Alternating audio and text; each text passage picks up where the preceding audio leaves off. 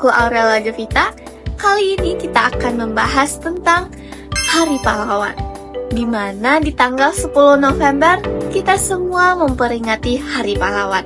Sebuah hari yang tidak hanya penting dalam sejarah Indonesia, tetapi juga punya makna yang dalam bagi kita semua sebagai anak bangsa. Momen ini mengajak kita untuk berhenti sejenak dari rutinitas dan mencoba melihat kembali ke belakang, ke masa di mana Indonesia belum merdeka, masa di mana para pejuang kita berjuang mati-matian demi satu hal. Apakah itu?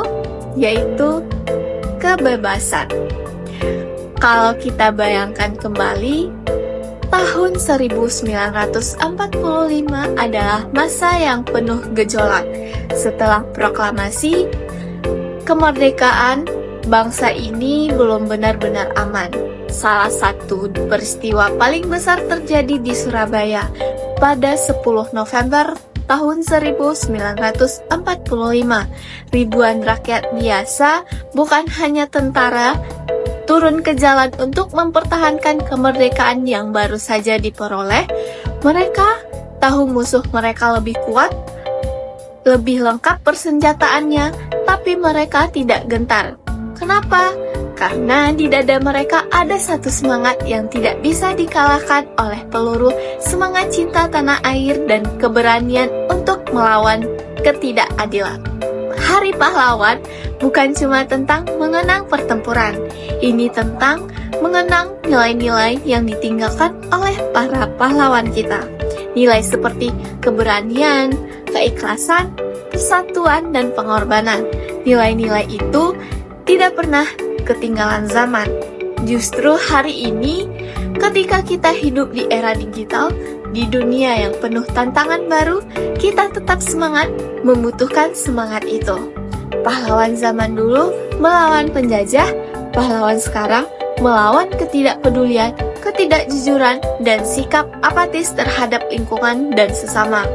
Hari ini, kita tidak meminta untuk mengangkat senjata, tapi kita dituntut untuk berani berkata jujur di tengah godaan mencontek, berani berbuat baik meski kadang tidak dilihat orang lain, berani menyuarakan kebenaran walaupun berbeda pendapat dengan mayoritas.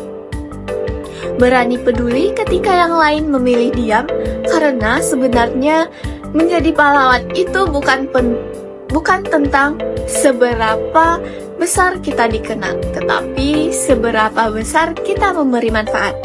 Nah, coba kita tanya ke diri kita masing-masing.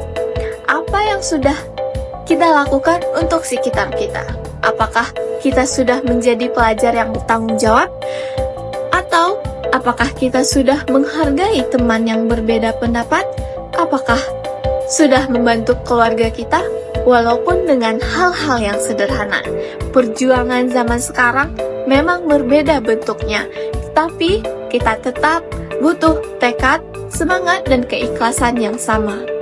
Kita tidak bisa memilih untuk lahir di masa perjuangan fisik seperti dulu, tapi kita bisa memilih untuk mewarisi semangat para pejuang itu.